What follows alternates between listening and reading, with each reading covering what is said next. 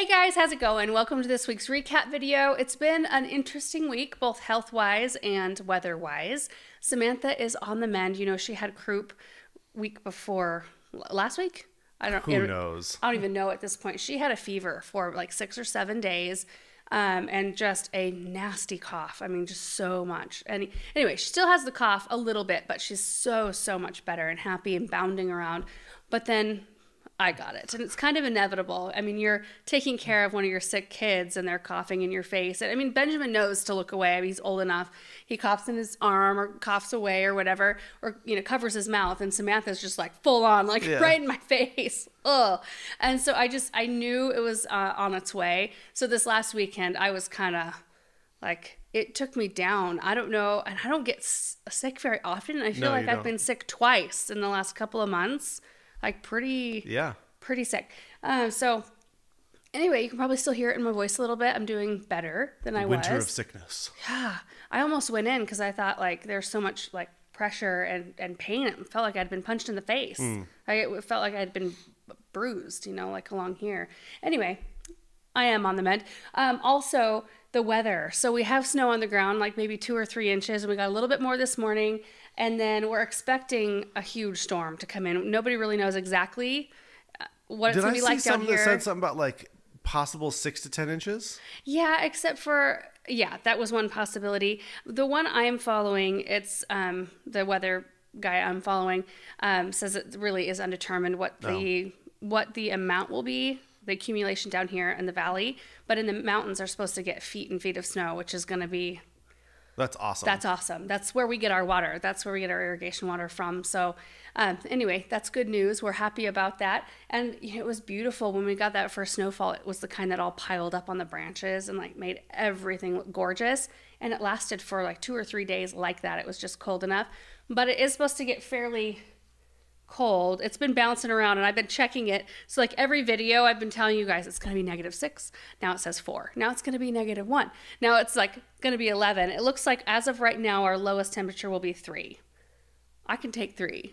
Yeah, but even that could bump up. It could. Who knows? It's so funny. Like I have a heat plate in the chickens coop, but I've got another one coming. It's just in case, you know.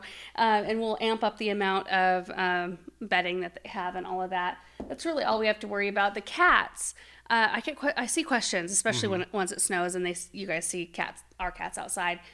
They can get in our heated greenhouse. One of the sides, so we tape up 3 of the sides, like our side walls roll up. So in order to roll up, they have to kind of be free hanging and they just like overlap another piece of plastic. So one could just like scoot in between the 2 pieces of plastic and get into the greenhouse. And they all know how to do that. So we've taped up 3 sides and left the one open so they know how to get in there and they can sleep in the greenhouse. They act like they want in, but they don't actually want in. They act weird. If we let them in the house, then they start to just kind of like wander and meow until they finally just like they want to be left. They want to be let out within like 2 minutes. Yeah, it's like they want to explore for like just a second. But they hang out at the door because we feed them right there. Yeah, Russell. We need like a different... I don't like it when they're right at the door. No, me either. We need a different feeding spot. Yeah, we do. Maybe in the greenhouse. I don't know. Russell is just a complete pain. Like, he comes up to the door. He knows how to open the doors. Like, he can jump up, and they're all handles that do this. So he can hit the handle and get himself in. So we have to watch him. But he also, like, gets himself stretched out as far as a cat could. And with his fingernails on the glass, just over and over and over. And then he jumps up and slams himself against the wall or the door. And I'll feed him like 3 times in a day, and he'll still do that. Yeah. It's like crazy behavior. I don't know. Ugh, drives me nuts. Anyway. He wants that food. What's that? He wants that food. I guess. I mean, they're not malnourished. That's for sure. And I try to keep it to just morning and evening feeding, but every once in a while he annoys me so much. Either. What's that? You don't want to make them fat either. No, and Russell's he maintains, and Cheddar's always been Cheddar. I think Cheddar hunts on the side, and Douglas, I don't even know. Douglas is like, I think maybe we're his second stop. I don't know. Yeah, that's possible. It seems like we're his first stop at this point. He's always here. Anyway, the first video from this last week was Antiquing with My Mom plus a Lizzie Anthus update. And I don't know, is this one kind of, it's Is it extra videos like last time? No, just 5. Okay. So I thought we did this right before the first of the year. Was that possible? Did it come out after the first of the year? I can't remember. Anyway, my mom and I went out and did a little bit of shopping. And then when I got home, I wanted to just show you how our Lisianthus was doing out here.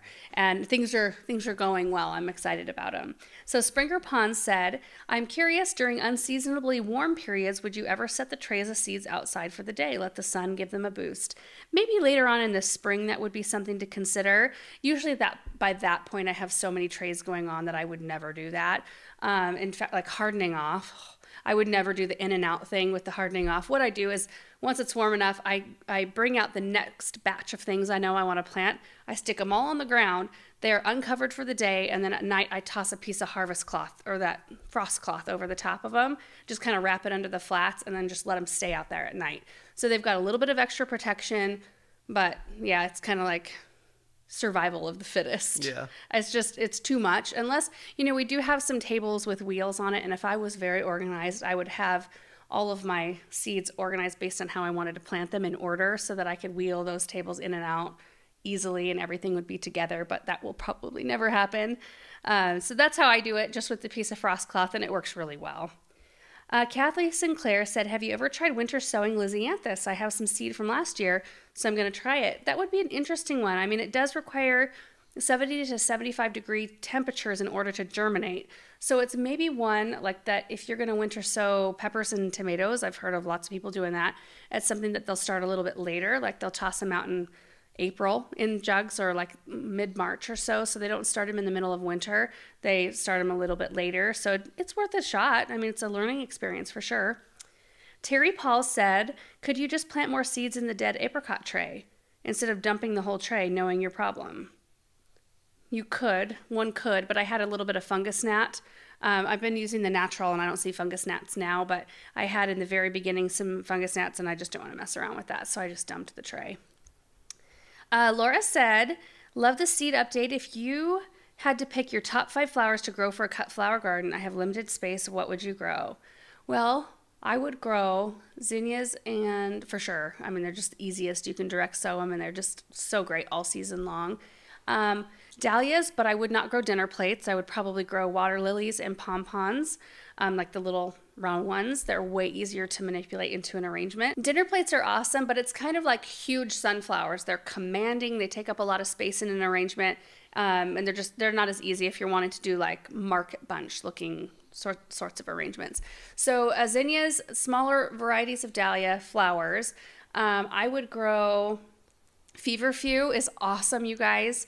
It's kind of like a tender perennial. It seeds itself, and it's a great filler flower, but they come up in bunches. So they're just really they're dainty and sweet looking. I really like those. I would grow snapdragons because I like the kind of movement those add to an arrangement. And then, I mean, there's so many good ones, and there's like good and bad about everything. I mean, cosmos are wonderful, but they're a pain to pick. Same with Gomphrena. Gomphrena is a really wonderful one, but yeah, a pain to pick. Oh, the Fama series pincushion flowers. That would be another one. And those are a perennial. So you can do Fama Deep Blue or Fama White. They have large flowers. They're beautiful, and they bloom all summer long. And even their seed heads are beautiful, and I use those in arrangements as well. So it doesn't matter if it's flower or seed head, and they've got very long, strong stems, but they're flexible. So they add a little bit of whimsy to an arrangement. So what is that? Fama pincushion flowers, the snapdragons, the dahlias, the zinnias, and I don't know where I'm at, Feverfew.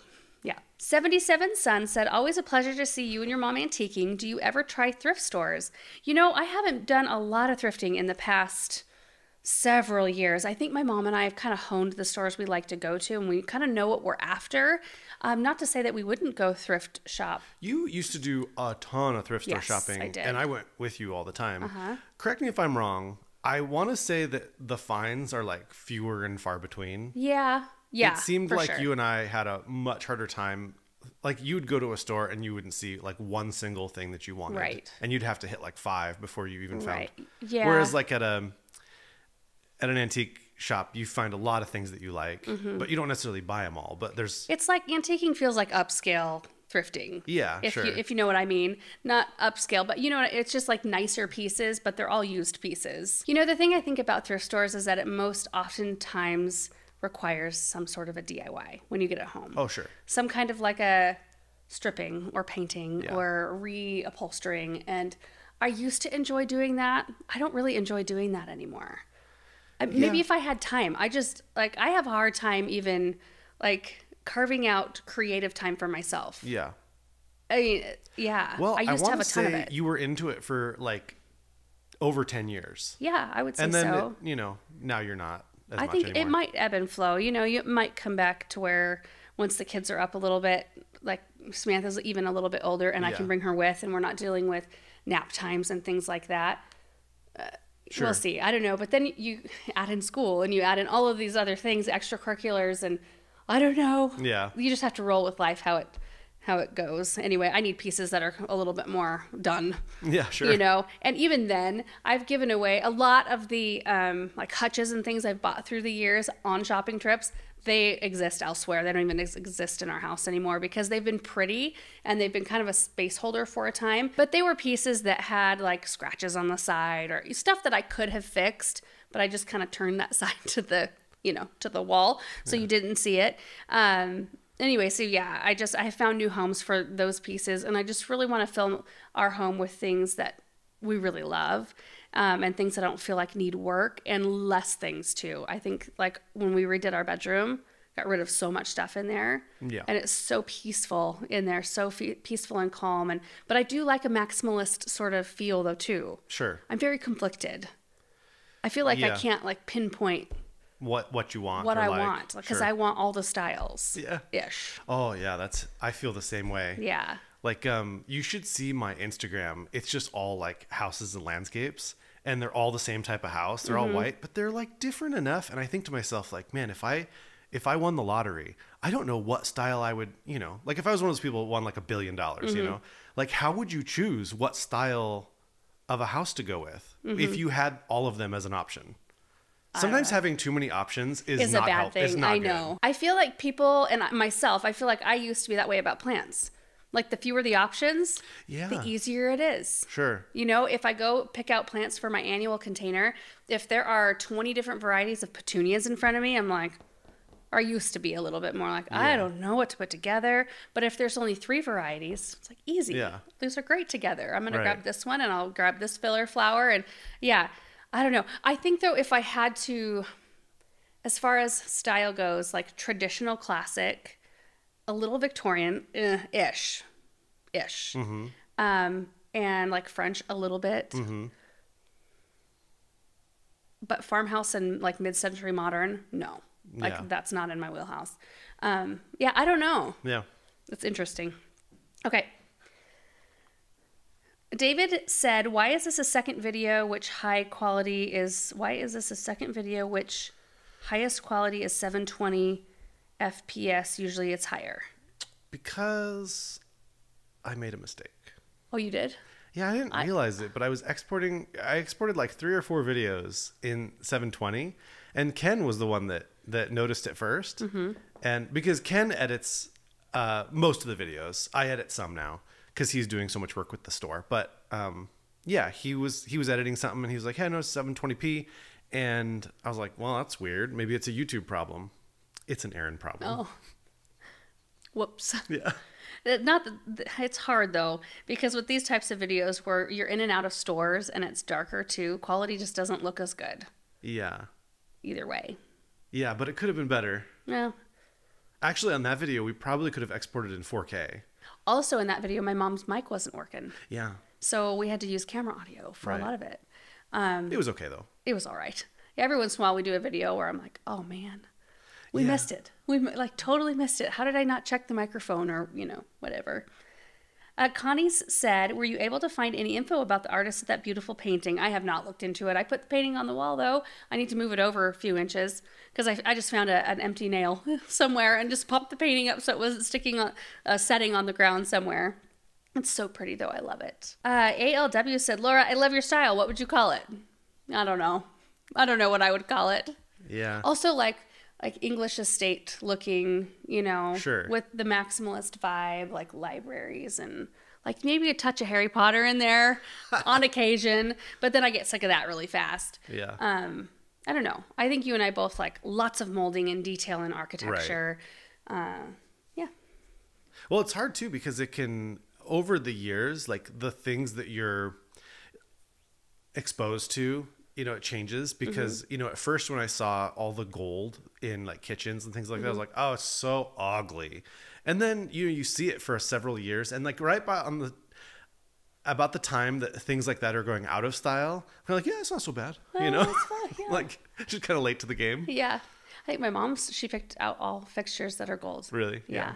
But she was like, it might not be out. I don't know. But I think yes, you still see it. I think right now you see so much of different things that people are embracing multiple things. I think the whole color of the year is total baloney. Like doing color of the year and all of that.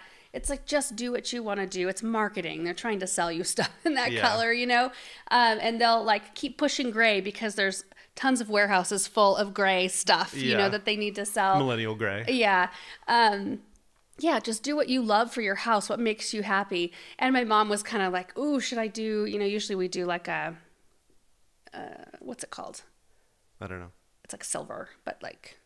Chrome or no, satin or? No, I can't remember.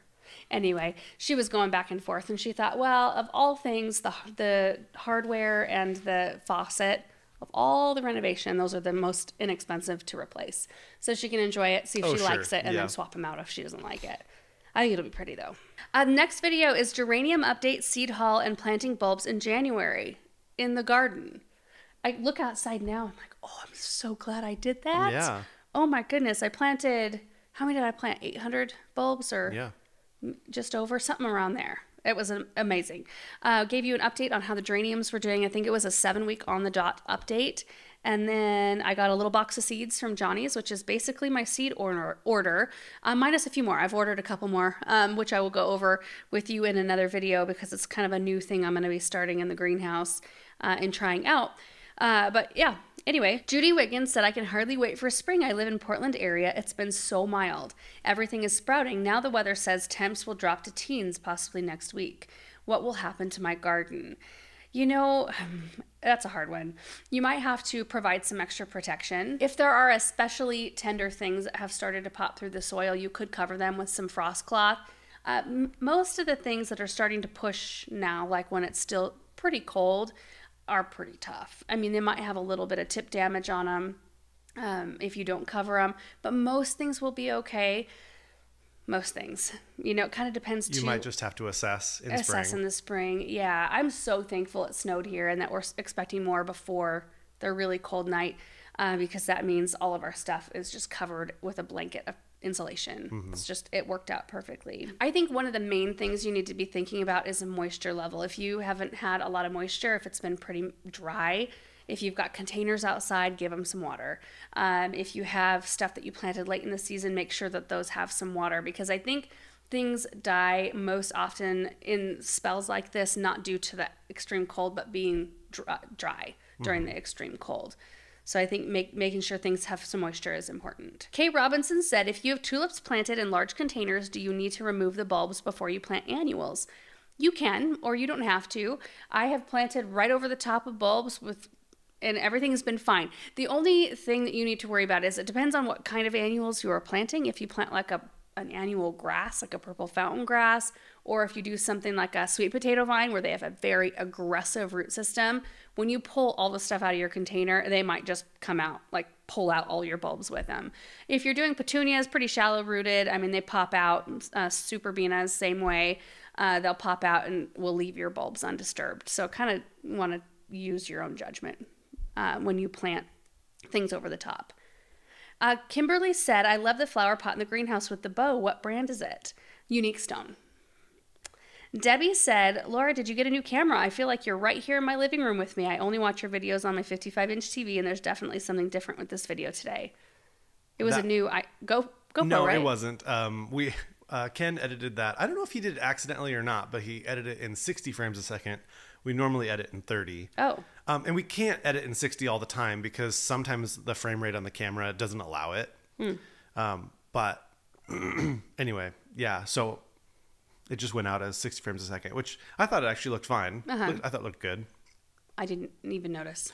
Some people don't. Some people say it gives it like a soap opera effect. Oh, really? Yeah, when you do it in 60, because like movies are filmed in 24 frames a second. Oh. So when you go to the cinema, that's what you expect is 24 frames a second. And so when you see 60, it kind of feels like too smooth almost to some people. Huh. Cindy said when you plant bulbs, is the depth measured from the base of the bulb or the tip of the bulb? The base of the bulb. Lori said, what is the silvery blue perennial you're planting around? Those are Icicles helichrysum, which are not technically perennial. And there for a little while, I thought, these are going to survive. It's so mild. They'll just be here and I can plant around them. I think with the coming temperatures, they probably won't survive. But I bought them year before last. Actually in 2022. I bought them fall of 2022 in 4-inch containers for a fall project that I didn't end up using them for. So I wintered them in the greenhouse. During that process, I potted them up in gallon-sized containers so that they had room to breathe and they grew a little bit more. And then the following spring, so 2023, I was able to use them out in the landscape in 2 spots. The one that you saw and then the one up by our kitchen, like the kitchen area. And that was really fun. I felt like, made these plants survive. I didn't, I don't know. Yeah. Won't those smaller iris need a cold period, but you're putting them in the greenhouse? They've got their cold period. I had them in the root cellar for weeks, and it's like, it's chilly in there. Beverly said, it's going to look beautiful. I'm in Southern California. I planted 60 tulips and 12 daffodils, but I didn't put fertilizer in like you did. Will they still grow? Absolutely, they will. They will grow. I toss in fertilizer because it is good for the root system and it helps establish maybe a little bit of a stronger plant. But usually when you buy your bulbs, they're charged up and ready to go for the next season, with or without fertilizer. We should probably be putting fertilizer down right as like they're on the way out in the spring, right? Because that's the time that where they're recharging. They're like really wanting it. Yeah. So this one isn't a question, but Rebecca said, honestly, I love your videos, but it makes me so sad that I don't see your wedding ring. Does it make you sad, Aaron? I don't wear I don't wear mine either. Yeah, neither of us do. You know what? I stopped when I was working at the cable company and I started working on power supplies. And just so you don't get electrocuted. Yeah, that's good. The guy that was showing me the ropes, he was like, yeah, I probably wouldn't wear that just in case because you don't want to touch something that, it's just not worth your life. So and then I think I maybe gained a little bit too many pounds. I'm not sure it would fit now. I could get it resized, but mine's too tall.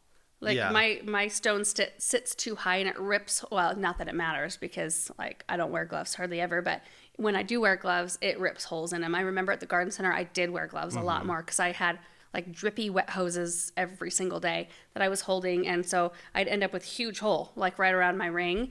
And I remember when in the very first years of making videos, I would wear it all the time and I'd be mixing like concrete and stuff with my bare hands and my wedding ring and people would be aghast at that. I don't know. It's just actually not something I ever think about. Like no, ever. I don't either. Yeah.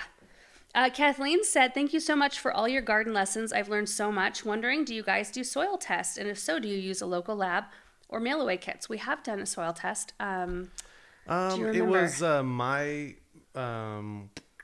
soil kit? My Soil.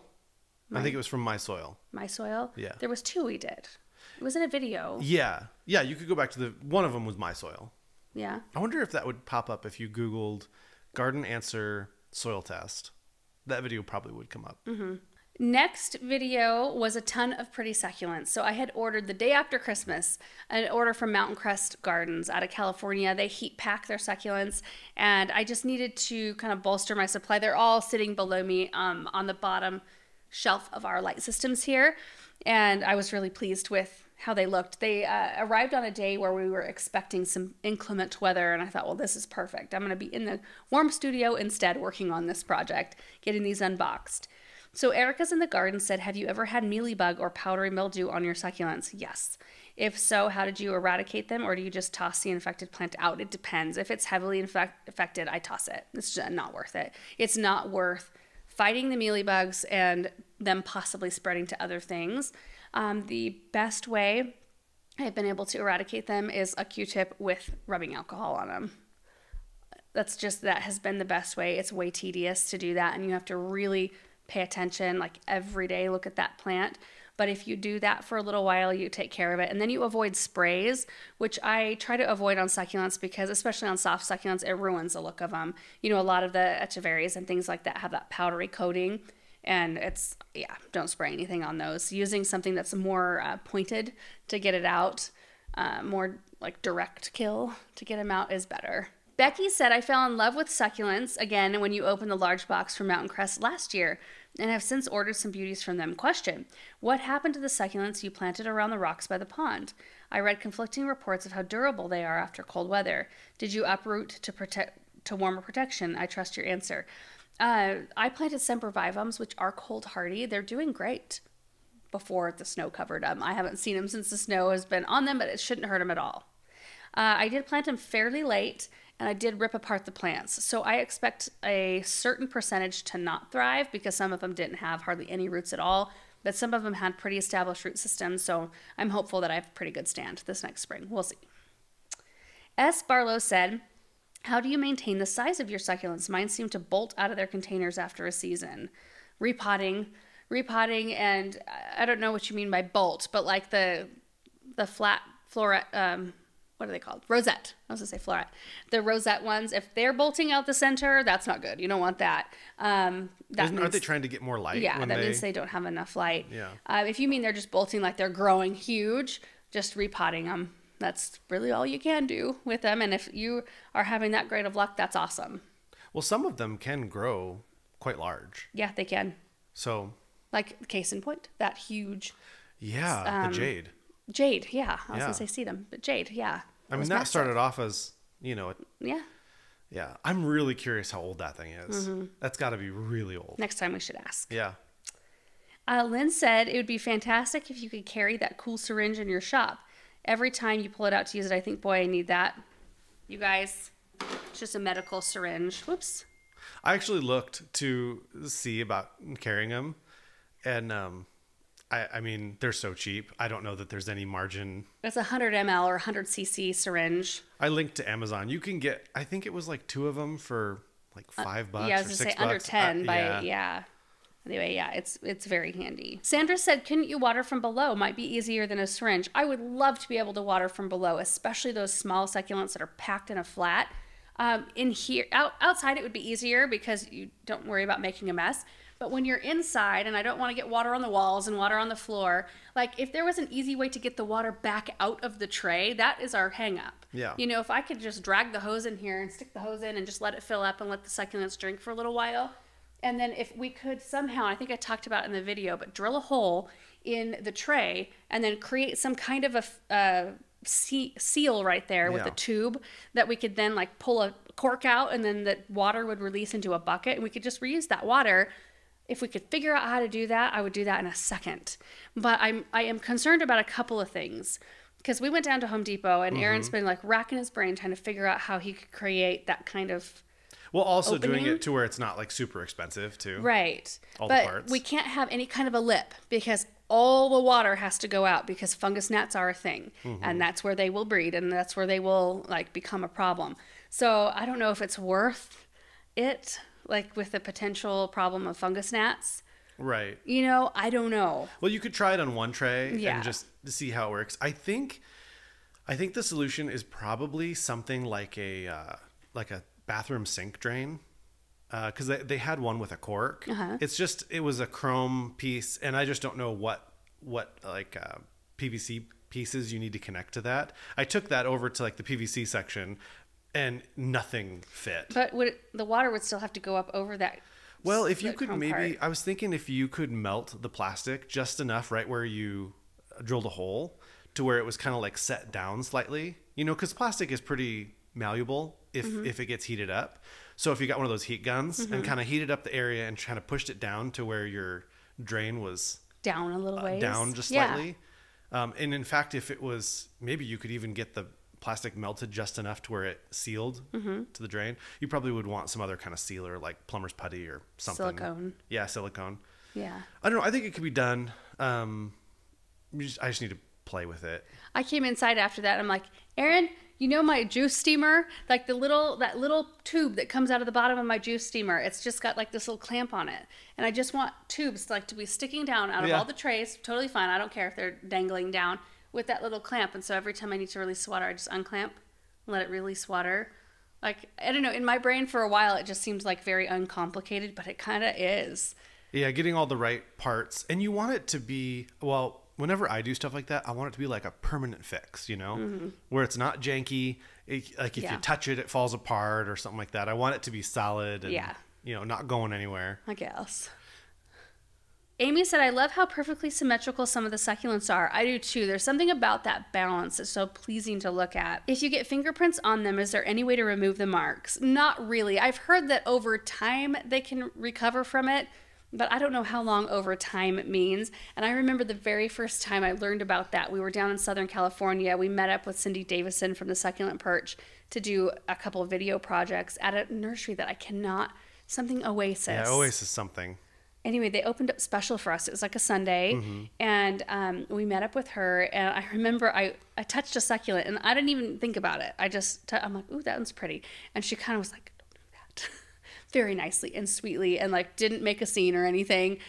She was, and explained to me, like, once they have fingerprints, they're kind of, like, I don't buy succulents with fingerprints. And you know, especially when you go to like box stores and see their succulent collection, I'm like, oh my gosh, somebody just came around and like, ooh, look at all these plants, you know, and just, gah. Is the film on succulents some kind of a natural protective layer? I've heard it's like a natural sunscreen. I don't know if that's true or not. Maybe it is. But they do look messier with fingerprints on them. Yeah. So if you can handle the containers from the side as best as possible, I still on occasion, especially when I'm working with them to get them in an arrangement, I'll brush the side of them on accident. And I'm always like, dang it. Because it does make them look a little sad. Amy said, I really like your paint color on the wall behind your plants. Do you remember what it is? I do not. I do not remember. Kind of needs another layer, actually. Yeah, I used 1 gallon for this entire thing. This whole wall plus another one. Stretched it real far. So it's kind of like not the color maybe that you would expect if you did actual 2 coats, because you can still see some white through it. It's a darker blue. I probably got it at Sherwin-Williams, I'm guessing. I don't have the can anymore. I'm sorry. Michelle said, do you toss out your succulents every year and order new ones? I'm confused. I ordered some a month ago. Do they not live for years like other plants? I use my succulents in projects that most oftentimes go to a family, a friend, or to the garden center. I don't keep a lot of them here. So once I use them, in fact, I'm getting ready to do some container projects with them, they won't stay here. Unless it's something specific where I want to try to do an update on it later on, those I will keep. But if I kept everything that we've done, we'd need like greenhouse after greenhouse to store those things. And I like it that somebody else will get to enjoy it and take care of it. Lisa said, do you have a link for the grow lights? Gardeners.com. Where my grow lights came from. Next video was installing and moving big trees in the garden. Yay. That was a fun project and sort of unexpected. Not the tree moving, but the tree installation, that extra blue spruce. I explained in the video that, and maybe you can explain it better, but.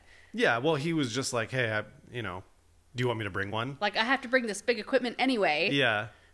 And it totally made sense for him, because he's either going to come empty or he's going to come with a tree. And he's told me before, like, the majority of the expense is because he's got all the guys and they're 45 an hour away. So it's like, if you can double up, it's worth it. Yeah. So if we would have waited to install a tree, it probably would have cost us several $1,000s more. Yeah, to get that tree later. Come back out. Yeah, a second trip. Right. Robert Brown said, "Aren't you worried about having to put protective fences around each of the trees in the pasture to keep your hooved stock from browsing on it? Definitely a problem for us. Have to put wire T-posts and wire fencing around each tree." So we have a plan in place. Who has a plan? Aaron has penned a plan for our future barn. We talked about this in the last recap video about how this barn isn't positioned exactly how we would position it had we built one. I've always envisioned a barn, and I think you put it exactly where I had envisioned it, because you knew that I wanted one kind of like backed up on the dirt lands, kind of like facing west. And so Aaron has been doing research. I'm not the researcher. Aaron does a lot more of that. And so he's been showing me videos and pictures of barns and things and setups, because he's all about the infrastructure, setting it up so everything's a pleasant experience. So horses might wait. We might wait a year or two. It could be a couple years out. And I want to do it right. I'm fine with that, because I don't want to jump into an unknown hobby. You know, like I don't know everything that there is to know about it. I don't know what I'm getting myself into exactly. So I will try to learn. I have been watching some horse videos and reading things and trying to gain information about it, but I don't want to jump in until I feel like we've got the infrastructure right. I don't know what the different terms are. Maybe you can help me. But like in our area, the prevailing type of people who have horses, it's like a Western, like cowboy kind of feel and look. And I don't think that's what you want. I want like Kentucky, like you want like dressage kind of, more of maybe like a classic sort of English feel, you know? It's funny, but we are about aesthetics. We are. I mean, we like to garden to make things pretty. I mean, not only do I like to grow food, and I like to grow flowers and do all of that as well, but I also grow things for the beauty of it. That's what I enjoy in life. And so a lot of what we do centers around that. You want horses for the beauty. Yeah. And I think it would be really good for the kids. I think that they would love it. And I've always wanted them since I was little. But anyway, he's got a really beautiful design on the dirt lands where there's the central barn, and then there's essentially four paddocks, each about a half acre. And then there's one, I think it's called a sacrifice lot in the middle, where that'll be like sand, I think you bring in, or dirt. I'm not really sure exactly what, but you're not going to grow anything on it. And you need that because they need somewhere where they can like run around and stuff. Right. But you can't keep them on each of the paddocks for very long, because otherwise they'll just eat it down and the whole thing will become dirt, because we don't have enough land for them to just graze all the time. What I need to do is, in the course of events, I just need to find someone that does horses the way the style that you're after and the look that you're after, and I need to give them the plan and say like, how is this wrong? Like tell me, you know, where we would go wrong with this and how can we make it better? Something like that. And a couple of things that we're considering. So, you know, having a horse barn up on the dirt lands would be so nice, because back here we're trying to figure out like, how do we create a lane that leads you up to the barn so you can unload hay and you know, bring a horse trailer back there, but then also that the horses still have access to their stalls. You know, how do we make that work, and do we want that to be back here? So we may end up using this smaller barn for smaller livestock and putting up a different fence on the interior for that, and then have the horse barn eventually maybe up in the dirt lands, and then having all the infrastructure up there. And then we've been really thinking about trees, because, you know, we do know like acorns are toxic. We know that red maples, but it's only when they're in fall color, right? We need to do more research about that. But when they're dropping their leaves on the ground. So we've got it to where 2 of the paddocks will be very far away from those maples. So during leaf drop season, if we've figured it out, like planned it out right, and had those 2 paddocks grazed prior to leaf drop, and then we're able to move the horses back. And I'm only planning on having a couple. So like, you know, they'll have plenty of space to move around and run around. But if we move them back just for leaf drop, and we're really pretty good, like Paul is on it with leaf drop. I mean, he'd probably bring a mower out every morning. Well, and I mow twice a week as well. Yeah. And he picks up leaves every single day. So we think that we could avoid, you know, any kind of a mess. That's something we also need to talk to somebody about too, is like, how toxic are they? Like if they get 1 or 2 leaves, is it a big deal? Or if you're feeding them, because we're not going to count on we don't have enough space to count on grazing. So we will be feeding them. Like, is it something that they will actually eat? Because a lot of animals have instinctual, like if they're not hungry, will they actually like go and graze on that? I don't know. I don't know enough about it. So same with acorns. I'm a little worried about like the location of scrat. We might have to move it. It's a small tree. We can move it now. And if we plan to have smaller livestock that can handle, you know, we can move anything we need to back here. So, I mean, when we planted the autumn blaze, we didn't know the possibility of ever even doing any of that would be real. So I wonder if one day we're going to have Nathan come and like move all of the autumn blaze. We wouldn't do that. We'd have to figure out something. I feel like you have so much into those trees. Well, I mean, they would survive if we moved them, though. But where are you going to move them? Yeah, there's so many of them. And then we'd have to start over with something else. Yeah. Anyway, there's a lot of things to consider, and we're just not the type that are going to jump into anything too quickly. So anyway, I read a lot of your comments were so helpful too. One of you, and I don't know if it made it into here, but there was like a list, like a numbered list. Yeah. And I was like, the comments have been really helpful. Things, yeah, are so good to think about. J Barb said, such a fun process to watch. Out of curiosity, when you have to remove a tree, do you use it for mulch or firewood? Most of the trees we take out aren't really favorable for firewood. Yeah. They're not like hardwoods. And they just haul them off. They chip them up. And, yeah. Yeah. I don't think they've dumped any of the chip. We have big piles of wood chips. Have any of them been our trees? We had the willow taken out, and that was pretty much it for the last while. Well, I feel like I'm going to need to ask them for as many chips as possible here soon, because what I really want to do is start off with that lane around the Dirtlands, and just make that like a wood chip lane, because that's the cheapest material to put down. Yeah, it's free. It's free. And we don't want to plant grass. It's easy to spread with the tractor. It's nice to walk on. It's nice to drive the gator on. So, and we need a ton of it. Yeah, we do. Alex said, I don't see any weeding maintenance videos, but the pond area always looks so weed free. Is there something you did to prep that area to keep weeds from growing? Paul and Bethany are really good. Like Bethany, especially about like she has a rotation of what she does to keep things weed free. Do you spray to kill weeds? No. We do in the graveled areas. Yeah. And I've done a video about that before showing you what we use. Is there any behind the scenes weeding that we don't see? Yes, there's a lot of weeding behind the scenes that you don't see. And I do try to put some maintenance whenever I'm doing some maintenance projects. I do try to film those. Yeah. We've got a good team. They keep up on things really nicely. Lori said, can you say which tree is your favorite tree on your entire property? The juniper? No. The blue spruce that we had Nathan bring in? Nope. Favorite tree? Probably the locust up front. The big locust. Are you asking me if that's mine or is that yours? What's yours? Maybe the locust. The locust up front? Because it's the largest. Because it's, I need to stop. I've noticed lately. Do you say cuz? I say cuz. I say tuh instead of two. I don't know what I'm doing. I just say it. Maybe I do too, because I don't notice you do that. I say tuh. To get over there. To get over there. To get over there. Okay. So. Okay. Because it's the largest, I maybe like that locust the most.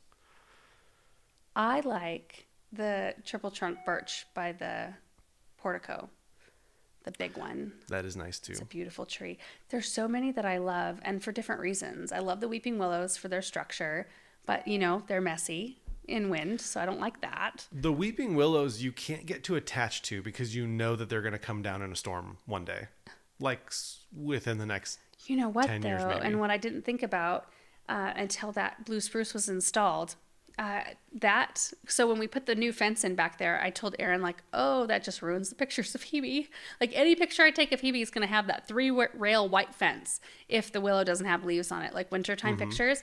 But from a lot of angles now, she looks awesome because the blue spruce is back there. So as we develop that back border, it's gonna be awesome. Once that willow actually does succumb to its inevitable fate, it won't matter because we'll have a nice border back there. I mean, it'll matter. Yeah. I will be It won't matter as much. It won't matter as much, right.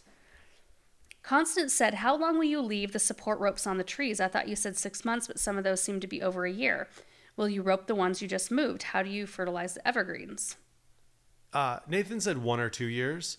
So yeah, we've been taking them off between 1 and 2 years, kind of depending. And then for fertilizer, just a ton of Espoma tree tone. And Nathan recommended that we go kind of hard on, a lot. He said twice a year. Yeah, twice a year. He said you could even do it more than that if you wanted. And the Espoma stuff, he goes, these are big trees. And if you spread it around the tree, you can use like a couple bags per large tree. Which when you're making an investment in a tree that big, using a couple bags of fertilizer is like... And it's trees like that are not... You're not going to do that every year forever. You're going to do it for maybe like the first couple of years just to really just help it. So it's got lots of nitrogen to send out roots and grow. And then after that, you're going to leave it. Semi-Country Living said, do you heat your chicken coop at night when it gets to the teens and below? Is this the place to ask questions? Yes, it is. We do. I use, not with a heat lamp, or I use heat plates. They're like a ceramic. It has 2 little feet, and it's just like a black flat disc that gets a little warm. And it just provides a little radiant heat, and I put that underneath their roost so that their feet are warm. I make sure that the chicken coop itself, all the doors where, you know, there might be any wind, I plug up any cracks, because I think the wind and drafts and things like that are bad for your chickens.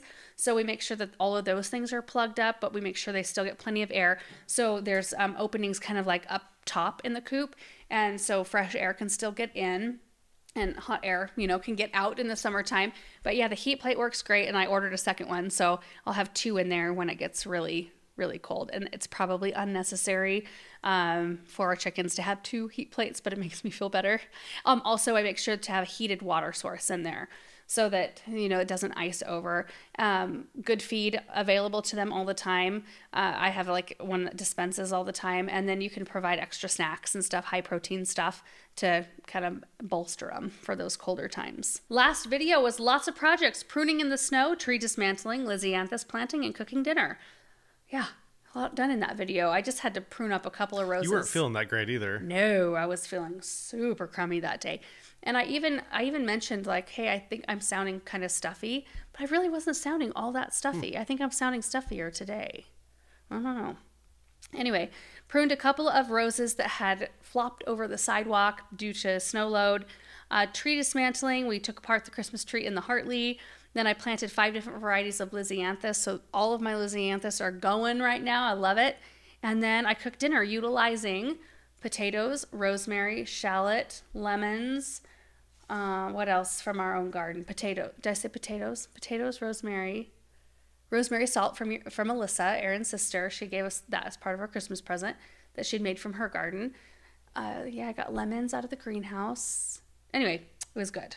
Chris R. Fan said, a day in the life of Laura. Love it. I received some pelleted Angelonia seeds that I'm going to winter sow. The package said that all pelleted seeds need light to germinate. Is that true? I have never heard that before.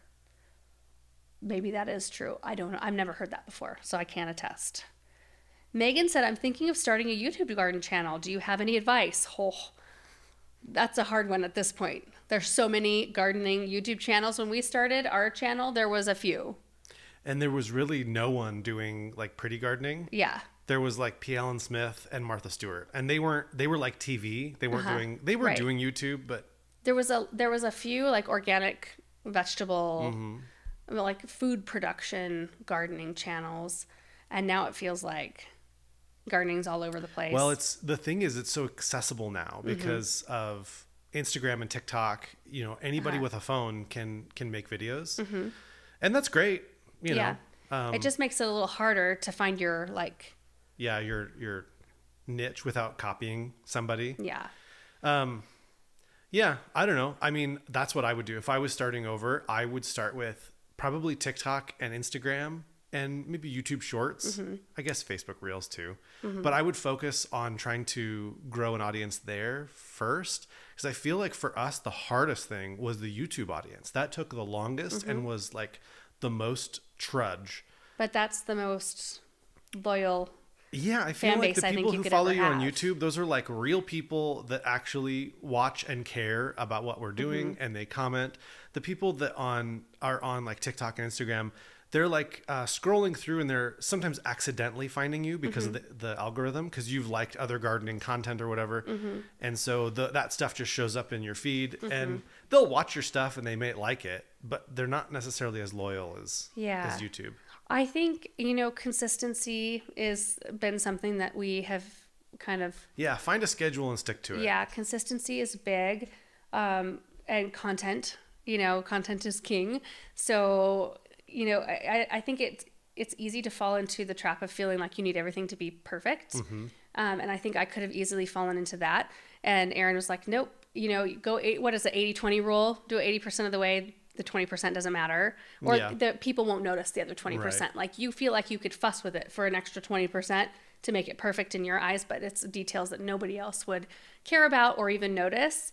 And I think that that is true. So many things we put out there, I'm like, oh my goodness, I could have done that so much better. Well, for example, this video that we're on, you kind of felt like, oh, I wasn't feeling great. It's going to be dumb. Nobody's going to like it. And then it turns out like a bunch of people liked watching it. I feel like, well, especially when I'm doing so many projects, it kind of feels like a mess by the end of the day because I'm so scattered, you know, trying to make sure, because I film it all by myself. I did all the shots on that video.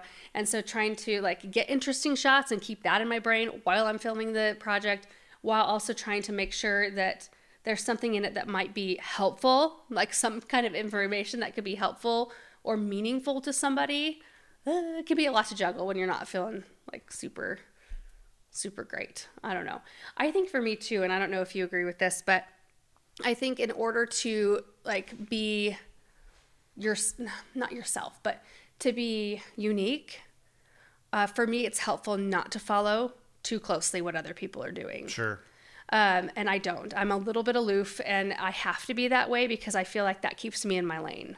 I feel like, and I think a lot of people can fall into that trap of comparison and that kind of thing. And also not doing something that's unique to yourself. I mean, it's easy to copy somebody else and what they're doing because you see them being successful doing it that way, but that doesn't make you unique. And it makes, I don't know. Yeah, I've noticed that, you know, like we've worked with Proven Winners, you know, for I don't know how many years now. Close to 10, maybe not 10, 8 or 9. And I've noticed with some people that I think in their mind when they're starting a channel, they're thinking, if only I could get a sponsorship with Proven Winners, then I would have success. Yeah, and that's not how it works. Yeah. Like Proven Winners contacted us. Like we didn't reach out to them. And I think that's a thing that you really should get in your head that like, I will not reach out to brands. I will not. Create something that makes them want to reach out to you. Yeah, I'm going to use what I want to use, what I like, and I'm not going to hound them. I'm not going to like seek them out, because if you do that, one, I think you might be doing it for the wrong reasons, and two, it just doesn't look good. You know, when it looks like you're too eager to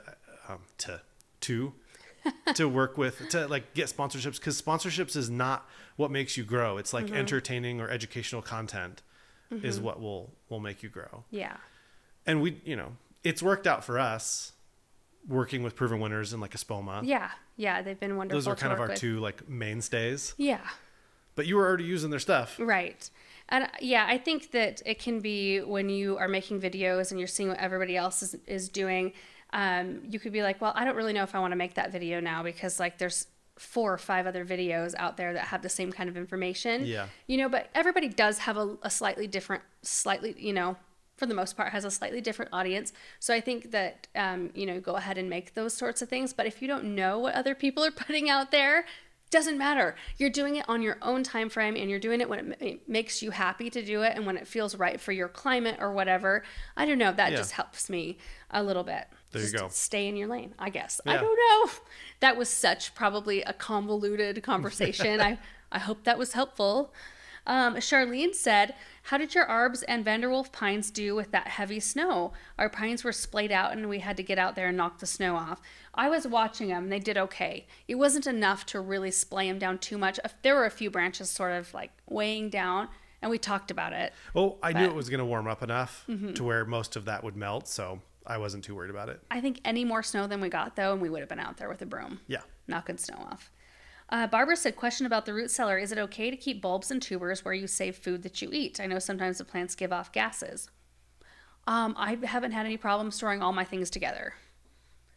I mean, I've heard, like, don't put apples near things, right? Because they emit a gas that can shorten the shelf life of other things, right? I don't know. I don't know. I should probably research that. But I just toss everything in there and have pretty good luck. As long as the humidity stays down. I'm thankful it's staying down where it's at right now. We have a dehumidifier in there, and we have a little floor heater in there because it's not heated. It's just cooled. So if, you know, the temperatures get close to 0, we have to have a little floor heater in there to kick on so that it takes the edge off and so that things don't freeze. So it's kind of like we have a multi-layer system in that room. What temp can it get down to? Like 34 would be the lowest that I would want it to get. Sure. And I prefer it staying higher than that. So you need a heater to bring it up to 34. Right at around 40. Yeah, but so rarely you need it, you know, because it is inside of a structure, so it's naturally going to stay warmer anyway. So sure. I think we use the cool more than we use the heat. Megan said, do you move your theme trees around, such as you decide to put your Santa tree in the foyer one year, and the next it's out in the great room, or do you always have them in the same spots year to year? My main tree stays in the great room, but it might bounce from one side of the room to the other. I've had it in the same spot the last 2 years, though, I think. My theme trees, I move those around. The Hartley tree will probably always be the Hartley tree. I'll probably keep that one more natural in theme because it just seems fitting. But I've got a vintage tree, and I've got a Santa tree, and I've got the kids' trees. What else? What other tree did I? Oh, I did the Nutcracker tree. You had a Dollar Tree one year. I did do the Dollar Tree for several years. I have tubs with a silver and white theme. I've got a black and gold theme. Well, I didn't do those trees this year. But yeah, I'll move those around here and there. My tree decorating has become so much more enjoyable since I ditched the ribbon. I think they're kind of prettier. Maybe it's just a phase, but I feel like it's less fussy. And it's like ribbon, if it's not laying just right, it can bother me. And so now there's nothing to, like everything just, it's pretty and uncomplicated. I've got some ornaments from the United States Mint. We need to do that tree. We should do a coin tree. Yeah, that'd be fun. Where would you put it? Would you want that? I don't know. I actually wouldn't be into that. I only totally would. I only got those ornaments I will do as that like tree. A collector thing. Could I put them on a tree though? Yeah, sure. Would you think it would be a cool tree? I wouldn't care. It wouldn't bring me joy. No. But if it brought you joy, then that's great. Ann said, you say you keep the grow lights on for 16 hours. Do you also keep your heat mats on for 16 hours, or do they run for 24? When I'm using heat mats, they just stay on until the things germinate, and then I unplug them. Laura said, love your coffee thermos mug. Can you share the manufacturer? One of you guys sent that out to me. It's that white one that I like. Oh, yeah. And I can't remember what brand it is. It's kind of like quilted on the side. Need a Stanley. No, I'm not going to go there. I like our Yetis a lot. The big ones that have like the flip top. They keep ice in there forever. Well, I can just keep putting more water and more water and more water on top of the ice, and the ice just stays awesome forever. They're massive, but boy, in the summertime, I go through those like crazy. Aaron is the Vanna. Yeah, during the summer, the giant Yetis. In fact, I had to get cup holders that were like adapters, like size up so you can put them in the truck because they don't fit in a normal cup holder. I love them, and they can roll around and they don't get broken. Yeah, you can just toss them around. Yeah, and you know the straw closes. That for me is huge. Yeah, because I mean mine's up in dirt and fertilizer areas. I don't normally have my fertilizer right up next to my water, but you know, it's like closed and sealed so you can't get any junk in there. Yeah, feels better. Rob said, can you sled your new hill? One could sled it, but would one want to? We talked about how we need to put like some mattresses at the fence down at the bottom. Or like a you'll straw probably bale. Crash into it. A straw bale sort of situation. That could work. Yeah, the horses would try to get at that though. Probably the neighbor horses. Yeah. Yeah. Maybe we could buy that pasture one day. 36 acres. Well, then you could leave them out there all the time. True. I mean, provided they have shelter and all that. Yeah. It's a pretty steep hill and it stops very abruptly. I think the farthest, like the west side of it would be the favorable side. Yeah. If we were going to sled. I don't think it'd be safe to sled. I think you'd get too much speed and you would just nail whatever was down there. Yeah. We sledded my parents' pasture, but it's a little bit less steep than that. And we'd have to bail. Like you'd either bail off the sled or you would pile up in the fence and try to avoid the hot wire. And there were years where there were cows out there that would like run along with us. So we'd be on a sled and there'd be this huge black cow running down the hill, like right next to us like a dog. And then they'd walk back up the hill with us. It was kind of fun. And you guys, that's it for today's recap video. That is 5 videos worth right there. Thank you so much for watching. I hope you enjoyed it. I hope you're having a great start to your week, and we'll see you in the next one. Bye.